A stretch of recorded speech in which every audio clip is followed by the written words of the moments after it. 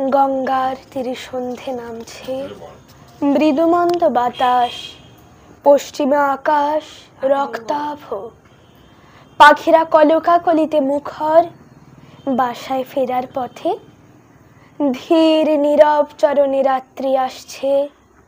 রাত্রি নামছে ভবতারিণীর মন্দিরের বাগানে। অস্থিরভাবে বাগানে পায়চারি করছেন এক ব্রাহ্মণ।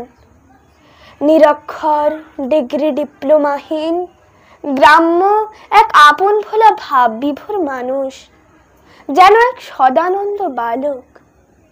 কে যেন আসছে, কে যেন আসবে, বাতাসে যেন তার পদধ্বনি বাজে। আকুল ব্রাহ্মণ অস্থির চিত্তে পা বাড়ালেন তার ছোট্ট ঘরটির দিকে। আর তারপর ঘটে গেল সেই ব্রাহ্ম মুহূর্তের আলোক বিস্ফোরণ। শিমলের নরেন এসে দাঁড়ালেন কামার পুকুরের গদাধরের চরণে। ইট কাঠ কংক্রিটের কায়স্থ পুত্র এসে দাঁড়ালো সবুজ গ্রামের ব্রাহ্মণ পুত্রের দোরগোড়ায়। ইতিহাস এসে দাঁড়ালো ইতিহাসের সামনে। যুগ সন্ধিক্ষণে আকাশে জেগে উঠল ধ্রুব তারা, বাতাসে বেজে উঠল মাঙ্গলিক সুর, গঙ্গার তরঙ্গে বেজে উঠল মহাকালের ছন্দ। ক্ষণকাল থমকে তাকালো চিরকালের দিকে। দক্ষিণেশ্বরে ভবতারিণী রোষ্ঠা ধরে ফুটে উঠল হাসি, হাতের খড়গ উঠল জ্বলে। দীপ্ত আলোয় নক্ষত্রেরা সাজিয়ে দিল আকাশ, মহাকাশে বেজে উঠল মহাশঙ্খনাদ। ইতিহাস সূচনা লগ্নের শিহরণে স্পন্দিত। ঠাকুর ব্যাকুল হয়ে বললেন, কে? নরেন এলি? কতদিন থেকে তোর জন্য ব্যাকুল হয়ে অপেক্ষা করছি।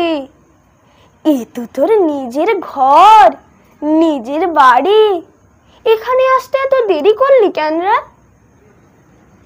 নরেন গান ধরলেন মনো চলো নিজ নিকেতনে। সুরে আবেগে চোখের জলে ভেসে গেল সমাগত সন্ধ্যা। এরপর বিজয়রথ ছুটল ঠাকুরের।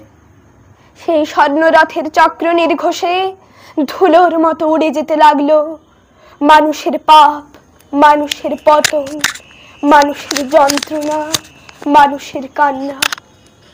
সেই রথের অমিত বিক্রমে পথ ছেড়ে সরে দাঁড়ালো আচার বিচার, জপ তপ, তুলসী, রুদ্রাক্ষ।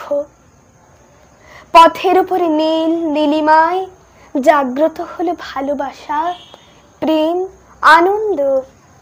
জগৎ এসে নতজানু হলো গঙ্গা তীরের সাধকের পায়ে।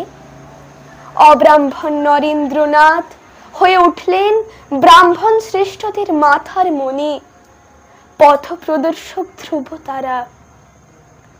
সমস্ত ভুবন জানলে জীব সেবাই শিব সেবা, মানব প্রেমে ঈশ্বরানুরাগ। এসব একদিন এই বাংলায় ঘটেছিল, সত্যিই ঘটেছিল। শ্রীরামকৃষ্ণ, স্বামী বিবেকানন্দ এরা বাঙালিই ছিলেন। বাংলা একদিন সারা পৃথিবীকে পথ দেখিয়েছিল, বাঁচার পথ, জাগার পথ, চলার পথ, উত্তরণের পথ। হ্যাঁ, আমরা বাঙালিরাই মাথা উঁচু করে জগৎকে আলো দিয়েছিলাম। সত্যি, এসব সত্যি কথা। আর আজ মন্দির আছে, মূর্তি আছে, মন্ত্র আছে, নৈবেদ্য আছে, নেই সাধনা, নেই আরাধনা, নেই পূজা।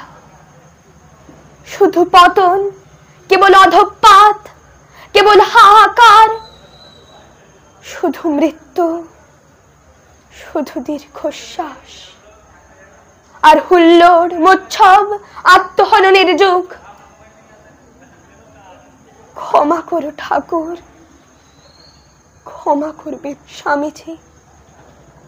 আপনারা আমাদের মানুষের মতো মানুষ করে তুলতে চেয়েছিলেন, আমরা পারিনি, আমরা পশুই থেকে গেছি। হয়তো দিনে দিনে পশুর চেয়ে অধম হয়ে ওঠার সাধনায় এখন মগ্ন আমরা। ক্ষমা করবেন ঠাকুর, ক্ষমা করবেন স্বামীজি, ক্ষমা করবেন ঈশ্বর।